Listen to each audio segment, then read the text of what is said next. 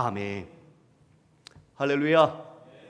우리 옆에 분과 함께 활짝 웃는 미소로 함께 인사할까요? 보고 싶었습니다. 자, 부부 사이에도 좀 해주세요.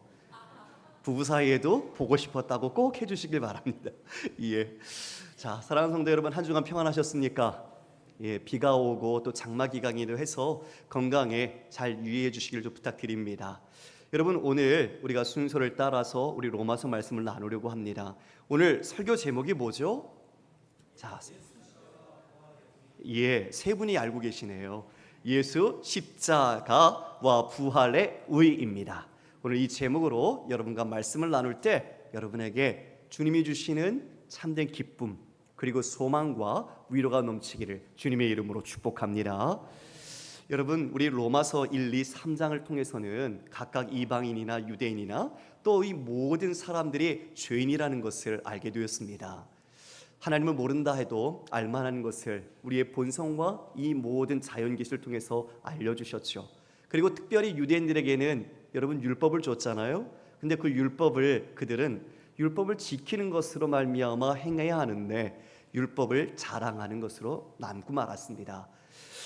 하나님께서 주신 율법은 하나님의 뜻과 또 하나님께서 어떠하신지 그것을 나타내고 있지만 그들은 그것을 자신을 위한 도구로 전락시키고 말았던 거죠.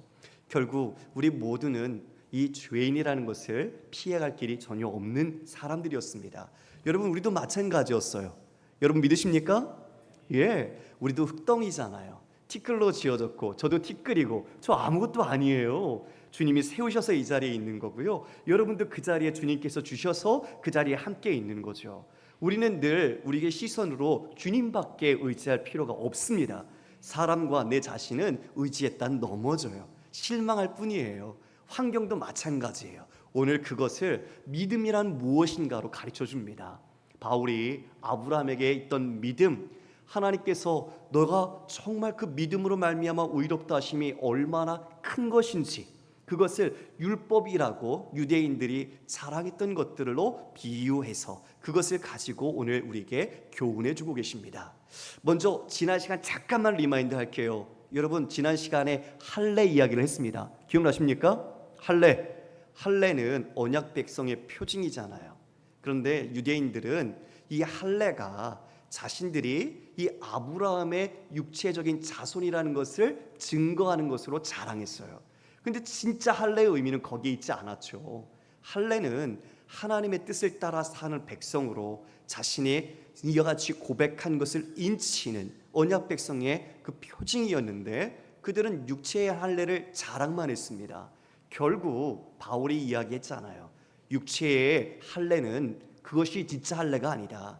우리의 이면적인 할례, 마음에 영해해야 한다라고 이야기를 해줬죠.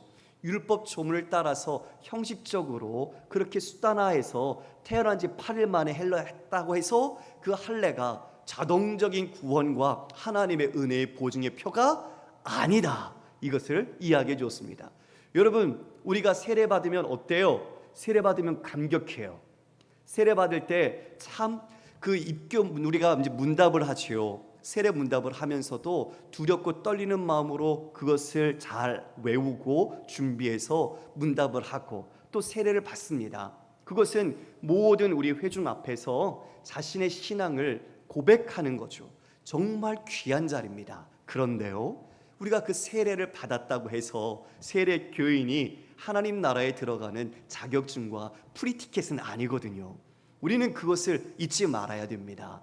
우리의 직분도 우리가 몇십 년 동안 신앙생활을 했다고 해서 그게 내가 천국에 내 자리가 있겠지 생각하면 잘못된 오산인 거죠.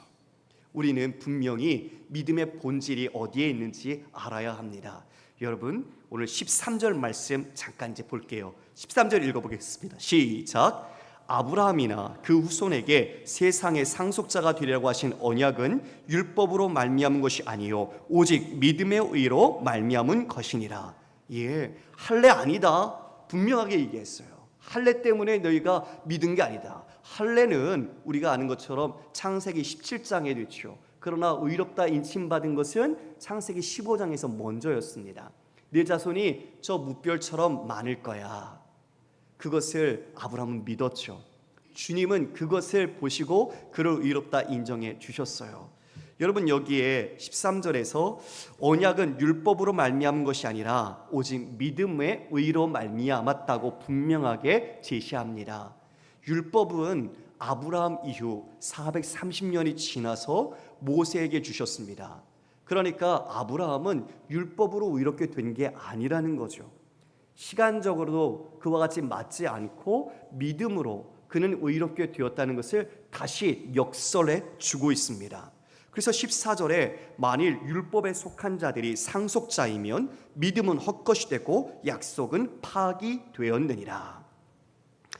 율법에 속한 자, 즉 율법을 따라서 그와 같이 상속자가 된다면 너로 말미암아 네 자손이 복을 받고 온 천하가 그와 같이 복을 받을 것이라고 하신 말씀, 바로 그 말씀의 혜택자가 누구로부터 비롯되는가? 율법이 아니라 믿음으로 비롯된다는 것을 이야기해 주고 있어요. 성도 여러분, 저를 보시겠습니까? 한 주간에 여러분들이 살아오셨던 길, 그리고 행함, 그리고 마음을 함께 좀 돌아보셨으면 좋겠습니다. 나는 믿음으로 어떻게 했던가? 내가 어떻게 말씀을 따라 행했던가? 우리가 내 자신도 이 자리에서 스스로 고백할 수밖에 없는 것은 우리는 온전하지 못하다는 것이죠. 늘 마음속에 우리가 밖으로는 들키진 않았지만 내 내면이 하나님의 말씀과 뜻 가운데 바르게 순종하지 못했다는 것을 고백하게 됩니다. 우리는 누군가를 미워하고 또 누군가를 시기하기도 하고 그래서 누군가를 피하기도 합니다. 그리고 진심으로 하는 것이 아니라 우리가 형식으로 누군가를 대할 때도 있습니다. 우리의 마음은 이와 같이 정직하지 못한 모습들을 갖고 있어요. 율법은 우리 모두에게 너희는 죄인이라는 것을 고발해주고 있습니다. 죄를 깨닫게 하는 것이 율법의 기능이고 율법이 우리에게 있으므로 내가 범법자라는 것을 알게 되는 거죠. 그래서 여러분, 율법에 순종하는 것으로 하나님의 약속을 받지 못하는 것입니다. 잘 들으십시오. 우리가 지난번에 인과율 이야기를 했는데 우리가 행위라는 것으로 하나님의 율법에 온전히 순종할 사람은 아무도 없습니다. 즉 이처럼 우리는 어떤 행함과 내 공로와 근거가 자격이 되어서 구원받을 수 있는 사람은 이 세상에 단 한 명도 없습니다. 그래서 하나님은 믿음을 통해서 우리에게 은혜를 베푸십니다. 믿음을 통해서 의롭다 우리를 인정해 주심으로 하나님의 유효한 그 약속이 끊이지 않고 이루어지도록 이끌어 주시는 것입니다. 여러분, 이게 은혜입니다. 할렐루야. 내 자신을 봐도 그래요. 여러분, 하나님을 사랑하고 하나님을 의지한다고 하지만 순간순간마다 내 안에는 나를 의지하게 하고 내 생각을 고집하게 하고 주장하는 것들이 얼마나 많은지 몰라요. 하나님이 나를 붙들어 주시지 않으면 이 자리에 설 수가 없고 정말 우리는 은혜라는 것을 도저히 알 수도 없는 그런 구제불능의 사람들인 거죠. 이 자리에 우리가 함께 있는 것이 여러분 얼마나 큰 하나님이 여러분의 사랑과 여러분에게 기쁨과 은혜를 베푼다는 걸 꼭 기억하시길 바랍니다. 여러분 한 분 한 분이 정말 하나님의 복덩이입니다. 믿으십니까? 옆에 분에게 여러분은 하나님의 복덩이입니다.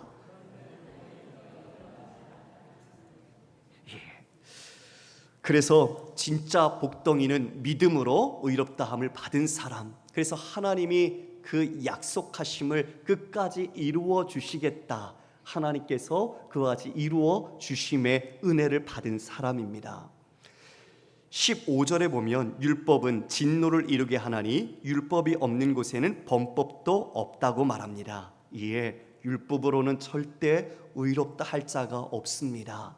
우리는 다 죄인이기 때문이죠. 그래서 16절에 말합니다. 우리 16절 한 목소리로 시작. 그러므로 상속자가 되는 그것이 은혜에 약속하기 위하여 믿음으로 되나니 이는 그 약속을 모든 후손에게 굳게 하려 하심이라. 율법에 속한 자뿐 아니라 아브라함의 믿음에 속한 자에게도 그러하니 아브라함은 우리 모든 사람의 조상이니라. 아멘. 그 상속자, 하나님의 기쁨을 누릴 사람이 누군가? 바로 믿음으로 은혜를 입은 사람이라는 것이죠. 그 믿음으로 은혜를 입은 사람이 아브라함의 후손이 되는 것입니다.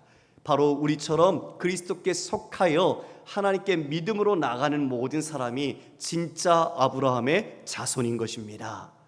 여기서 16절에 율법에 속한 자뿐 아니라 라고 이야기하고 있는데요, 이것은 율법을 행하는 것으로 말하는 것이 아니라 율법을 받고 율법 아래 있지만 그 율법이 아닌 믿음의 법으로, 그리고 믿음을 따라서 행하는 자를 이야기하는 겁니다.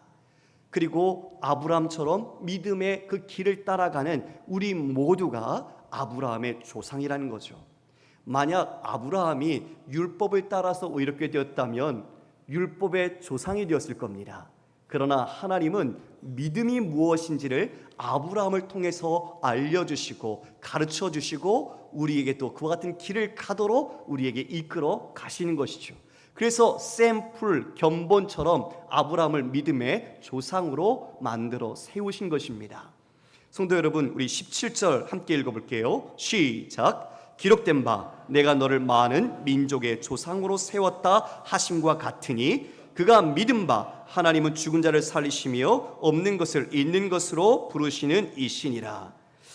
여러분, 여기 보면 내가 너를 많은 민족의 조상으로 세웠다, 창세기 17장 5절 이하의 말씀입니다. 그 말씀을 가지고 이야기하는데 우리 원본을 보도록 할까요? 5절 6절 말씀 자막으로 함께 읽습니다. 이제 후로는 내 이름을 아브람이라 하지 아니하고 아브라함이라 하리니 이는 내가 너를 여러 민족의 아버지가 되게 함이니라. 내가 너로 심히 번성하게 하리니 내가 내게서 민족들이 나게 하며 왕들이 내게로부터 나오리라. 아멘. 아브람에서 아브라함으로 이름을 계명해 주셨습니다. 여러분, 이름을 바꾼다는 건 새로운 존재가 된다는 겁니다. 아브라함, 열국의 아비, 여러 나라의 아버지처럼 이제 아브라함을 그와 같이 만들어 가시겠다는 하나님의 뜻이 그 이름 가운데 담겨 있는 것이죠. 그래서 너로 이 많은 민족들이 그리고 많은 왕들이 나오게 할 것이다. 그것에 대해서 여러분, 우리가 만약 아브라함의 입장에 있다면 어떻게 그 말씀에 반응할 수 있을까요? 아브라함의 현실은 어떠했습니까? 아브라함은 99세, 그리고 이미 그 안에 사라는 경수가 끊겨 있는 상황, 인간의 능력으로는 결코 자식을 가질 수 없는 암담한 현실 속에서 하나님이 주신 그 약속의 말씀을 우리가 진짜 믿는 것은 진짜 쉬운 일이 아니라는 것을 알 수가 있겠죠. 여러분, 제가 좀 찾아봤어요. 우리 인간 최고령으로 임신한 사람이 몇 살이나 되었을까? 찾아보니까 인도에는 74세 여성이, 이거는 자연적인 임신이 아니라 체외 수정으로 이거 같이 임신했다고 그래요. 중국에서는 67세 여성이 자연 임신으로 가장 최고령으로 기록되어 있다고 합니다. 자, 다시 우리 인간은 이 정도의 나이에서도 기적이라고 이것들을 이야기하고 있어요. 그런데 아브람과 10살 차이가 났던 사라, 지금 거의 100세가 된 이 아브라함, 그 전에 자신의 능력으로 누구를 낳았죠? 이스마엘을 낳았어요. 사라가 낳을 수가 없었으니까요. 경수가 끊어져 있는 그런 상황 속에 자기 자식을 낳을 수 없는 상황이었으니까요. 좀 암담하고 절망적인 상황 속에 있던 지금 바로 이 아브라함, 그래서 19절을 보면 100세가 되어서 자기 몸이 죽은 것 같다, 그리고 사라의 태가 죽은 것 같다는 것을 알았다고 이야기하고 있죠. 그리고 18절에도 보면 아브라함이 바랄 수 없는 중에 바랐다고 되어 있어요. 이게 삶은 어둠의 터널이었어요. 절망이었죠. 이게 무슨 일어나지도 않을 일을 이야기해, 이런 것처럼 도저히 우리의 지식, 우리의 과학적인 지식과 이성과 상식으로는 납득할 수 없는 이야기였어요. 그런데 그것을 아브라함은 믿었습니다. 하나님께서는 그 믿음을 의롭다고 보신 거예요. 아브라함과 하나님의 약속 사이 현실적으로는 분명히 절망이 있었습니다. 그런데 아브라함은 하나님의 말씀과 하나님께 뿌리를 두고 절망 대신에 희망과 하나님에 대한 신뢰를 가졌습니다. 성도 여러분, 믿음은 하나님에 대한 확신입니다. 누구에 대한 확신이요? 하나님에 대한 확신. 다시요 묻겠습니다. 믿음은 누구에 대한 확신입니까? 예. 그런데 우리가 왜 자신에게 확신을 두고 살까요? 왜 삶의 현실에 자신의 믿음을 두고 살까요? 왜 그것 때문에 내가 믿음이 있다고 이야기하고 말씀의 약속을 갖고 있는데도 내 현실 때문에 왜 우리가 믿음을 자꾸 저버리려고 할까요? 진짜 믿음을 어디에 두고 있습니까? 믿음을 하나님께 두어야 합니다. 그리고 그 하나님의 약속의 말씀을 붙들어야 합니다. 그리고 그 믿음대로 내 삶이 하나님의 실제의 역사가 이루어질 것을 믿고 그 믿음의 힘으로 오늘 현실을 살아가는 겁니다. 그게 그리스도인입니다. 할렐루야. 그래서 우리는 내 자신에게, 어떤 생각에게, 내 삶의 힘에게 믿음의 근거를 두어서는 안 됩니다. 우리는 분명히 이걸 인식해야 합니다. 우리는 자꾸 내 상황과 일의 결과, 그리고 내 삶에 내가 기대하는 것들이 무너지면 자꾸 내 믿음조차도 무너지려고 하는 모습을 볼 때가 있습니다. 믿음은 거기에 있지 않습니다. 믿음은 하나님에 대한 확신에 있으며 하나님의 능력을 증명하는 실제이기 때문입니다. 여러분, 믿음을 굳건히 하십시오. 그래서 믿음을 우리는 하나님을 바라보는 것으로 나가야 합니다. 그래서 히브리서에서는 믿음은 바라는 것들의 실상이요 보이지 않는 것들의 증거라고 말하고 있죠. 18절에서도 아브라함은 바랄 수 없는 중에서도 바랐다고 말하고 있고, 그래서 그와 같은 약속을 믿고 주님 앞에 나갔던 겁니다. 절망의 현실 속에 내게는 답이 없습니다. 여러분, 그게 우리예요. 내게서 답을 찾으면 안 돼요. 하나님만이 답이십니다. 믿으십니까? 하나님만이 우리의 길이시고 답이십니다. 사람 찾지 마십시오. 다른 지혜를 찾지 마십시오. 내 힘을 가용할 수 있는 것에 먼저 손뻗지 마십시오. 우리는 믿음으로 이 길을 가는 사람입니다. 전혀 현실적으로는 불가능한 상황 속에서도 아브라함은 믿음이 약해지지 않았다. 그리고 말씀을 의심하지 않았다. 믿음으로 견고해졌다고 20절에서 말하고 있습니다. 믿음이 없으면 의심하지요. 믿음이 있으면 우리가 굳건한 믿음 가운데 견실하게 서게 됩니다. 성도 여러분, 그런데 우리가 전혀 믿지 않는 사람들은 이 믿음이 없기 때문에 성경에 대해서 의심하지 않습니다. 무시합니다. 다시요. 믿지 않는 사람들은 성경의 이야기를 들으면 이 성경을 믿는 것이 아니라 무시합니다. 여러분, 백세의 아들을 낳는다는 것, 그리고 예수님이 죽은 가운데서 부활했다는 것, 동정녀로 태어났다는 것, 물 위를 걸었다는 것, 오병이어의 기적을 행했다는 것, 여러분이 처음 예수님 믿고 성경 읽으실 때 그것이 100% 확실하게 믿어지시던가요? 저도 아니었습니다. 저도 7대 불가지론부터 시작해서 의심했고 과학적으로 제가 갖고 있는 생각과 지식으로 성경을 봤습니다. 결코 납득이 되지 않고 이해되지 않았어요. 여러분, 우리가 믿음이라는 것과 은혜로 하나님께 거듭난 자가 되었을 때 우리는 자연스럽게 의심을 합니다. 성경을 그냥 읽지 마십시오. 성경을 여러분 생각하면서 읽으셔야 됩니다. 성경에서 이처럼 우리가 이해되지 않는 것들에 대해서 부딪힐 때 우리는 그것을 믿음으로 삶에서 걸어가면서 성령께서 깨닫게 해주시고 우리가 믿음의 눈을 뜰 때 알게 해주십니다. 믿음의 눈으로 성경을 읽지 않으면 결코 이것을 받아들이기 어렵습니다. 그래서 의심은 어쩌면 가장 자연스러운 반응과 과정입니다. 의심하다라는 이 단어가 디아크리노라는 단어입니다. 쪼개진 마음, 의견이 나눠지다라는 거예요. 두 가지로 나눠졌다는 거죠. 그런데 아브라함 아들 하나도 없고 자식도 없는 상황 속에서 자신이 어쩌면 상황을 보면 오히려 불신하기 쉽고 절망하고 포기하고 싶지만 오히려 그것을 선택하지 않고 하나님의 말씀을 믿고, 그리고 이 삶에서는 기다림 속에서 지체되기도 하고 실망하기도 하고 낙심도 하게 했지만 하나님이 붙드심에 끝까지 그 믿음이 무엇인지 가르쳐 주시고 하나님이 이끄셔서 결국은 그 자리에서 하나님을 고백하는 사람으로 세우신 것입니다. 할렐루야. 이것이 믿음의 과정입니다.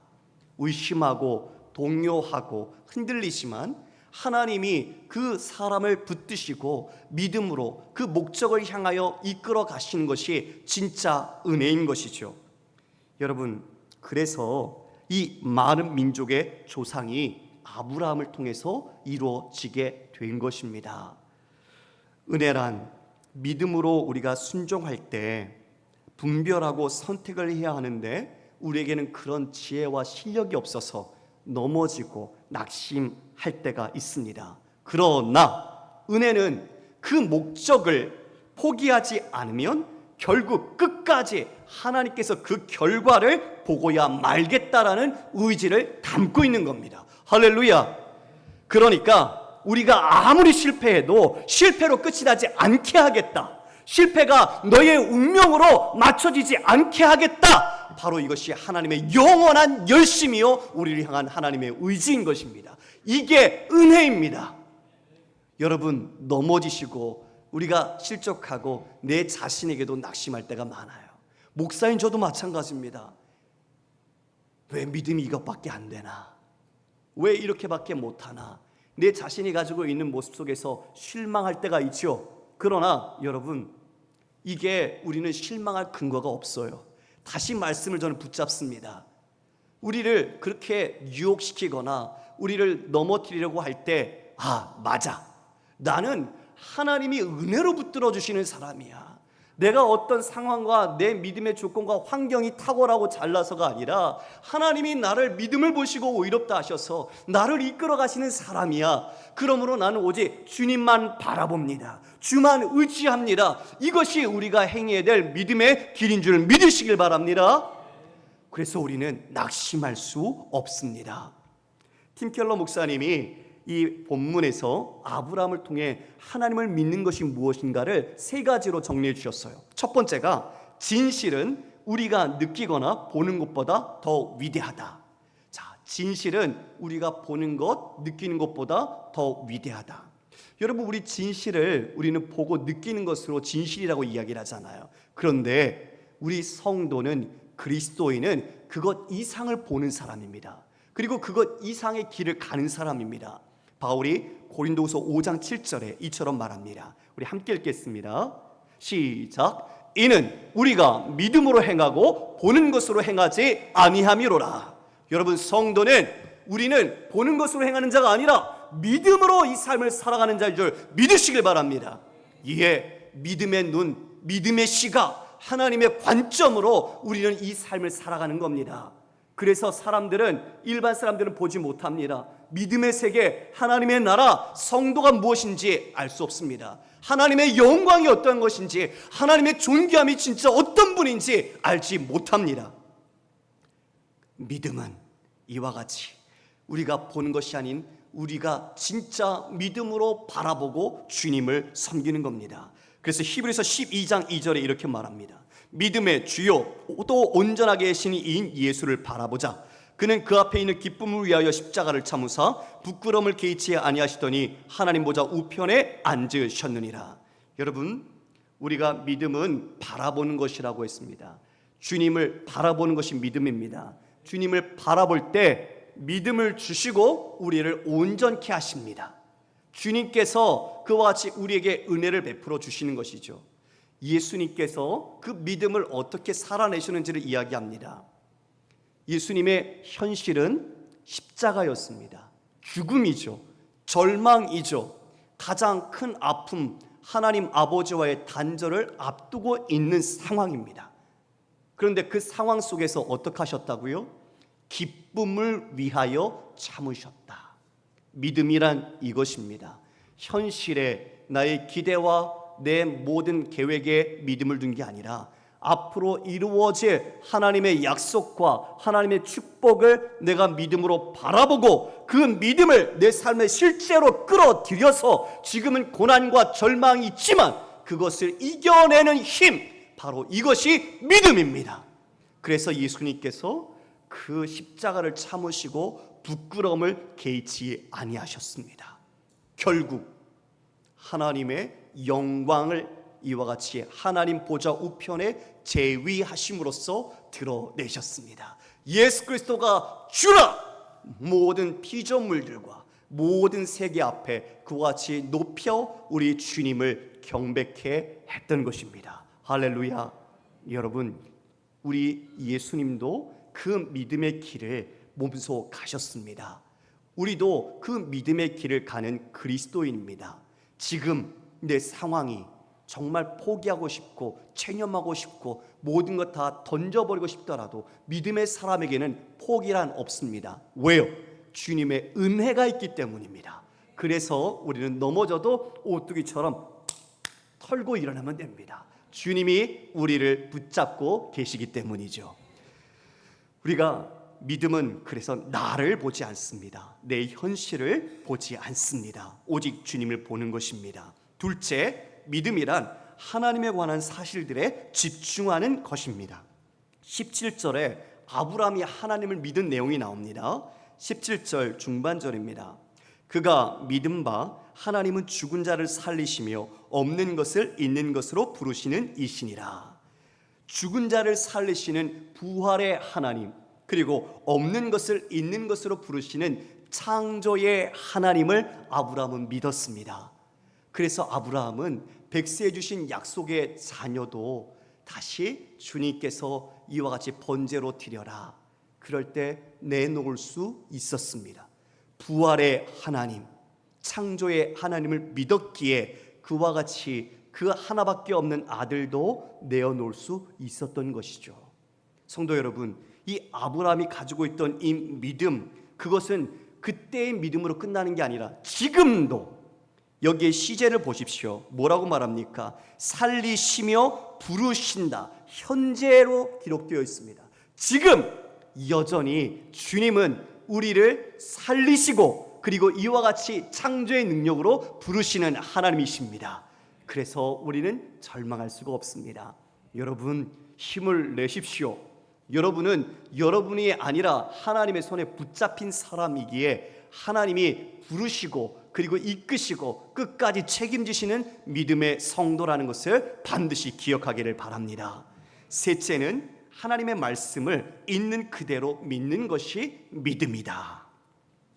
우리 21절에 보면 아브라함이 이렇게 말합니다. 약속하신 그것을 또한 능히 이루실 줄을 확신하였다. 이에 그 약속의 말씀을 믿었지요. 그 믿음을 우리 하나님께서 의로 여기셨습니다. 그 믿음을 그대로 받으시고 의롭다 인정해 주신 것입니다. 그 믿음으로 견고해진 아브라함, 그가 여러분 마지막에 했던 것이 무엇일까요? 우리 20절 끝을 좀 볼까요? 20절 끝에 보면 믿음으로 견고하여져서 하나님께 무엇을 돌렸습니까? 영광을 돌렸다. 여러분, 이것이 우리 인간의 목적인 줄 아시길 바랍니다. 우리의 삶의 목적은 하나님의 영광을 나타내는 것입니다. 예전에는 어떤 존재였어요? 하나님을 알되 하나님을 영화롭게 하지도 못하고 오히려 하나님의 썩어지지 않은 영광을 썩어질 동물과 짐승과 새의 우상의 모양으로 만들었고, 또 죄로 인해서 우리가 하나님의 영광에 이를 수 없는 존재였으나 이제 아브라함을 통해서 하나님께서 영광을 돌릴 수 있도록 만들어 주신 것입니다. 할렐루야! 이것이 얼마나 큰 기쁨입니까?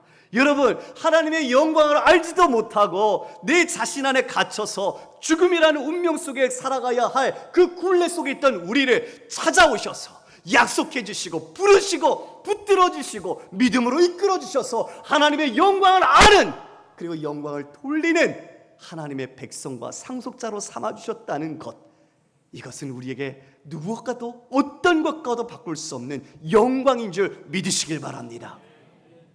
아무도 하나님께 영광을 돌리지 못했으나 이제 아브라함을 새로운 인류로 창조하셔서 그에게 믿음을 통해 의롭다 하시고 믿음으로 말미암는 자들이 이와 같이 하나님의 백성과 영광을 돌릴 수 있는 자로 하나님께서 세우신 것입니다.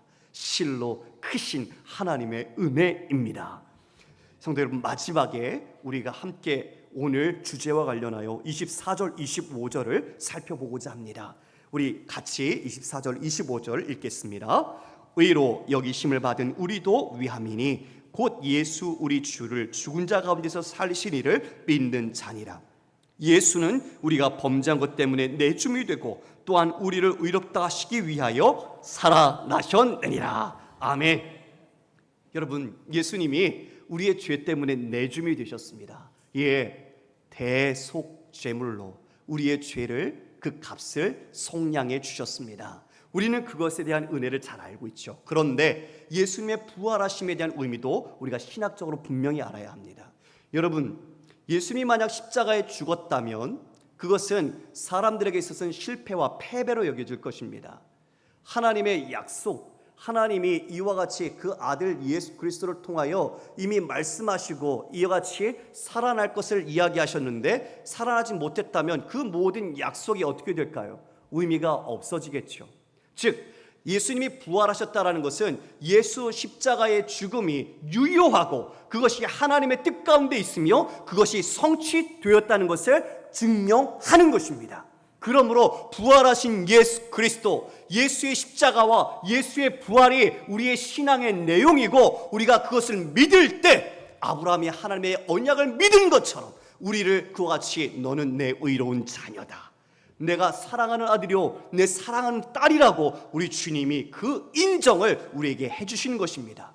주님이 살아남이 없다면 우리는 칭의를 받을 수가 없습니다. 우리는 이 칭의 안에서 우리의 존재가 어떠한 하나님의 큰 사랑을 입었는지 확인하게 되는 것이죠.